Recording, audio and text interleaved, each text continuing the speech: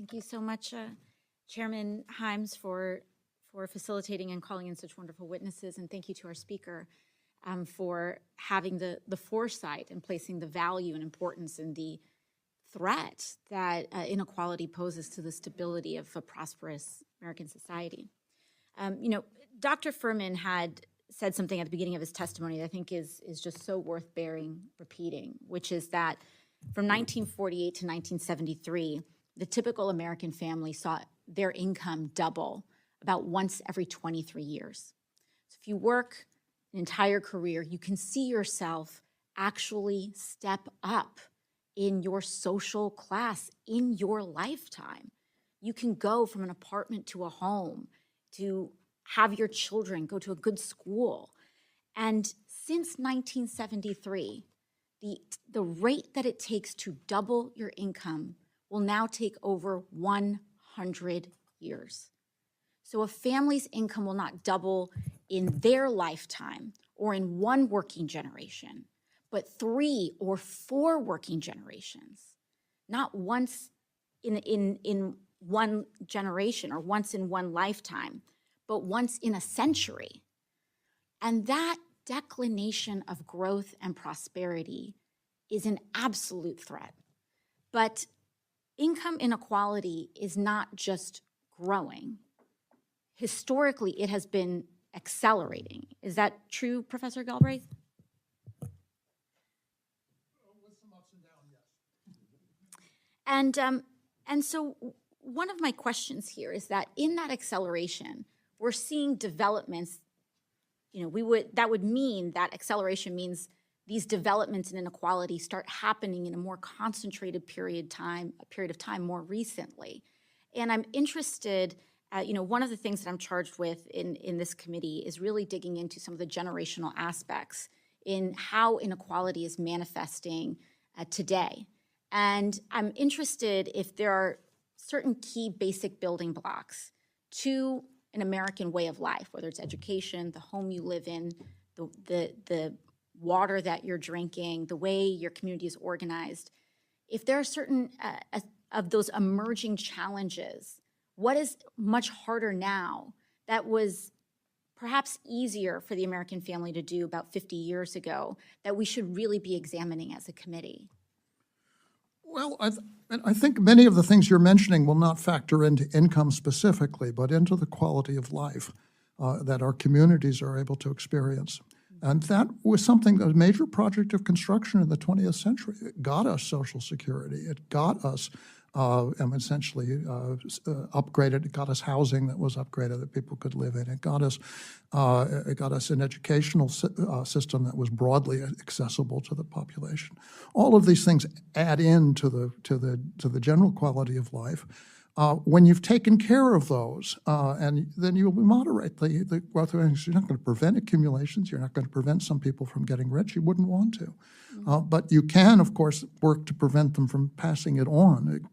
Encourage philanthropy and basically tax estates. And then you ensure that you're kind of renewing the republic at each generation. That's the way I tend to think about it.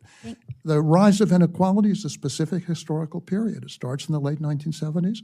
It really it reaches a peak around 2000. After that, it's a series of ups and downs in my measures. We're still at a very, very high level. But it wasn't always like that, and it doesn't have to be like that. And there's living memory of how it can be moderated and brought back into essentially a sustainable community. Thank you. I just want to jump in with one word: education. Thank you, Professor Curie. And to follow up on that, I think one of the things that I'm so appreciative about the disposition of this committee is that it is investigatory. And we're not coming to the table, trying to prove a predetermined point, but truly investigate what are some of the areas that are most effective to narrow in on.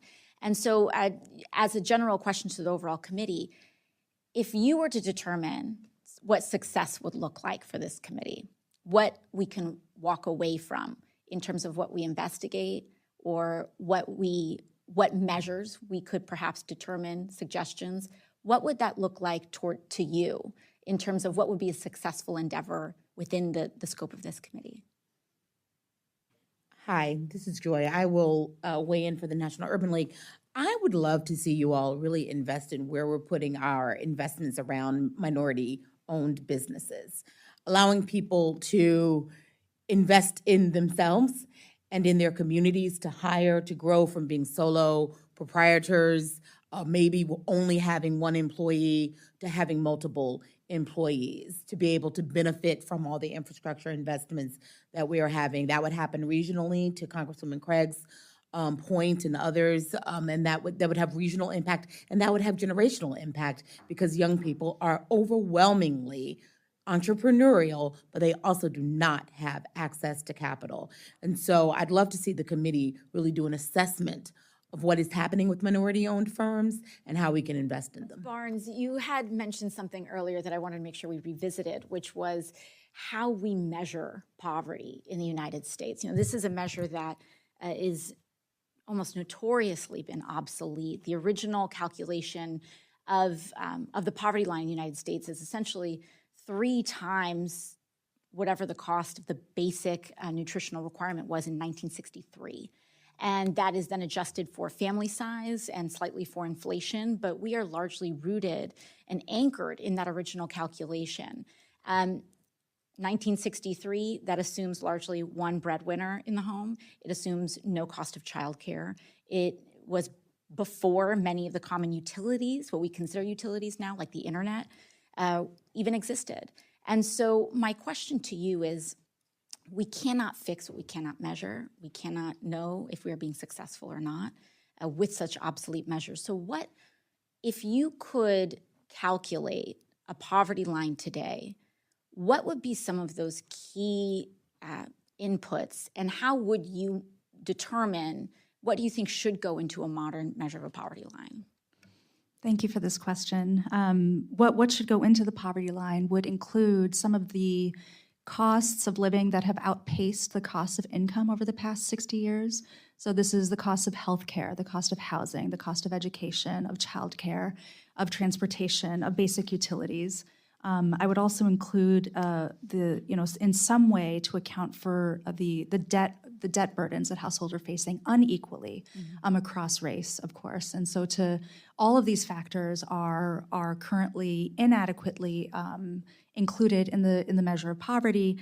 And what that does is, as you've said, and I would rely on the wisdom of Reverend Dr. King, as he was organizing the Poor People's Campaign in 1968, he said the prescription for the cure rests with an accurate diagnosis of the disease. And unless we understand these conditions, unless we have this full picture, there's no way that we are going to be able to actually repair the deep breaches in our society. Thank you. And going further on that, we cannot fix what we cannot measure. So I pose this question to all of our witnesses. Are there existing measures? Are there new measures that we should be determining? Are there current measures that are obsolete, like the poverty line, that the federal government should be examining and updating? And are there measures that we currently have that are being underlooked in our determination of success? Just as Bobby Kennedy said decades ago, this is not just about GDP, but actual well-being. Professor Curry. Yeah, I'm going to jump in here. I serve on the Committee on National Statistics for the National Academy of Sciences, and they have a committee that's looking into better measures of poverty right now. The supplemental poverty measure that the census already puts out is a much better measure because it does include things like housing. It does not include the value of medical care, which is a big problem, and so there's quite a lot of discussion about how that could be appropriately incorporated. So I would say take a look at the supplemental poverty measure instead of the traditional poverty measure. I mean, one problem with the traditional poverty measure is it doesn't include the value of any federal programs. So by definition, none of the federal programs for poor people can have any effect on poverty because they're not included in the poverty measure. Right? Thank you, Professor.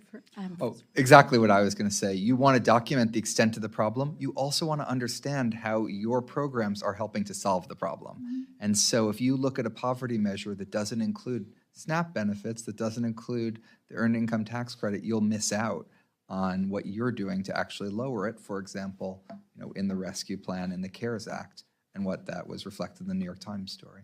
Thank you.